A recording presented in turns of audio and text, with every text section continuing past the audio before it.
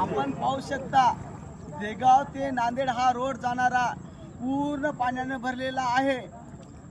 रस्त्यावर पूर्ण पाणी आलेलं आहे। तुम्ही पाहू शकता आम्ही पाण्यात पण उभं टाकलेलं आहोत।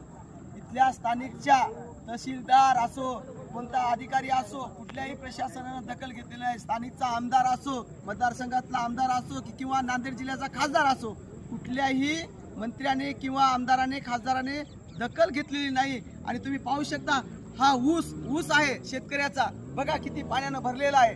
हा इथलाच नाही तर भरपूर जागेवरचा नुकसान झालेली आहे शेतकऱ्यांची। तुम्ही पाहू शकता अत्यंत दुर्दैवी अवस्था शेतकऱ्याची आहे। सकाळी ट्युशनला येताना मुलं डिग्रज असो, नांदला असो, येणे जाणारे किंवा देगावचे असो, येळेगावचे असो, या रस्त्याने जात असतात शाळेमध्ये। आज कुणीही गेलं नाही, पण प्रशासनानं दखल घ्यायला पाहिजे होती। सकाळपासून एकही प्रशासनाचा अधिकारी किंवा कर्मचारी आलेला नाही आणि दखल पण घेतलेली नाही। तरी प्रशासनाचा इथं आम्ही जाहीर निषेध करतो।